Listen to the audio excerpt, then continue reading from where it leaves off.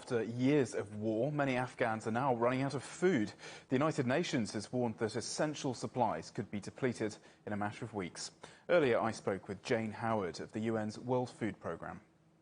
Well, the World Food Programme is managing to deliver quite a lot of food throughout the country because over this last year, even before the political crisis, we've been scaling up the amount of food and nutrition assistance that we're giving in Afghanistan. So actually, it's really quite a large-scale operation that's carrying on, regardless of the turmoil. And this year already, we've reached about 5.8 million people, including some of those newly displaced people, the ones who fled from city to city as the Taliban swept to power, and even people in Kabul. So we are managing to work, but our problem is that it's a big scale up and we need food. We need to truck in food, and that's quite challenging. And how serious is the situation, and how has it changed since the Taliban takeover? I think the big serious problem that we're facing is to mount this kind of operation to feed so many people who are really very badly affected. But there's an added challenge with Afghanistan, which is it's so mountainous and the winter is so harsh that you have to have the food in place because all of those little mountain passes get cut off. So you can't reach the people who you really need to reach.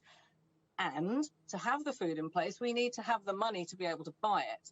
And the World Food Programme, we need about $200 million worth of food just to keep going over the next 6 months. And we need about, I think it's 30,000 tons of wheat flour that we haven't got the money to buy. And how many people are we talking about? How many people are vulnerable? How many people are you trying to reach? The latest statistics suggest that 1 in 3 Afghans is going hungry, meaning technically we'd call them food insecure, which means they're struggling from day to day just to get enough food on the table to live a normal life. And that's a lot of people. That's 14 million people. The last 2 out of 3 harvests have failed because of lack of rain. The food production has been hit terribly this year. It's down. They've lost about 40% of food production.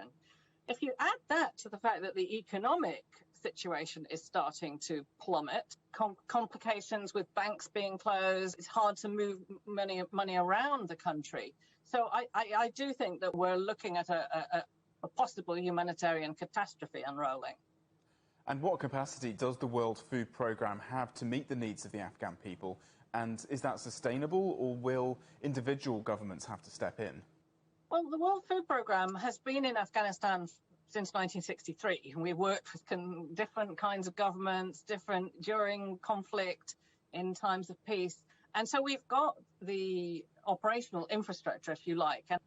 But we rely on governments and individual people to give us the money. We say, this is what we need to do. Please, can you give us the money? There's a lot of attention on Afghanistan now that there wasn't before. If you think of the impact that COVID has had, we had already started to see that in countries where the poorest of the poor are the ones who get hit most because they're the ones who have to go out to work every day. And so, it's a complex problem, but at the same time, the hunger needs are quite urgent.